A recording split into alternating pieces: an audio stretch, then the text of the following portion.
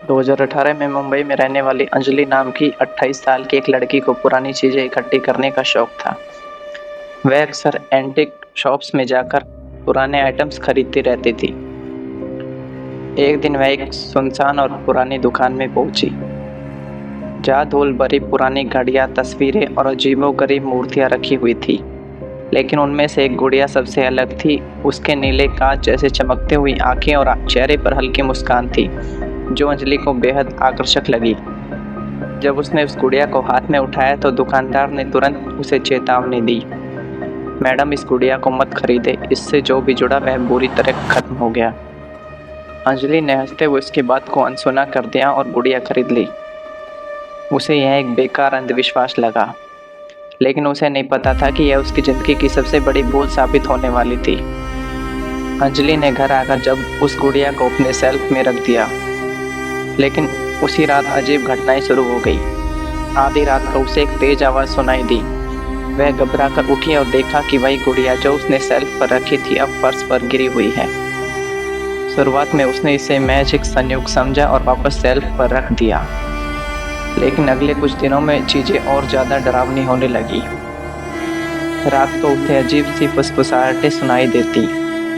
कभी कभी ऐसा लगता जैसे कोई कमरे में चल रहा हो। जब उसने सीसीटीवी कैमरा लगाया तो उसमें रिकॉर्ड हुआ कि गुड़िया खुद ब खुद हिल रही थी। अब अंजलि को महसूस होने लगा कि यह महज उसका वहम नहीं था।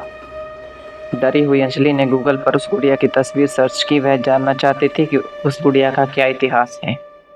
तभी उसने एक पुरानी न्यूज़ रिपोर्ट देखी, जिसमें यह बताया गया था कि यह गुड़िया पहले 1950 में एक छोटी बच्ची की थी।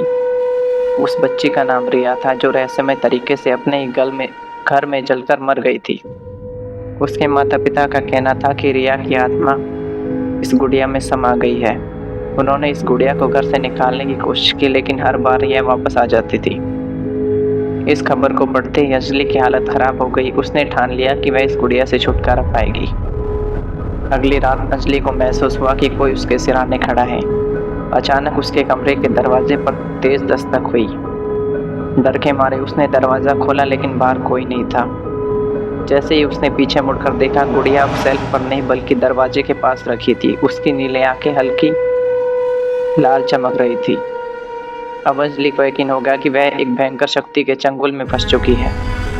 उसने जल्दी से गुड़िया को जलाने का फैसला किया। जैसे ही उसने माचिस जलाई, अचानक घर की लाइट्स बंद हो गई।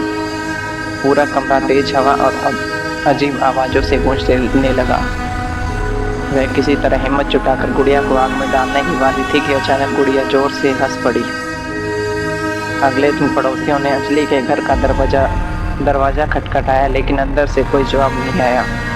पुलिस को बुलाया गया और जब उन्होंने दरवाज़ा तोड़ा, अंदर का दृश्य रूह कंपा देने वाला था।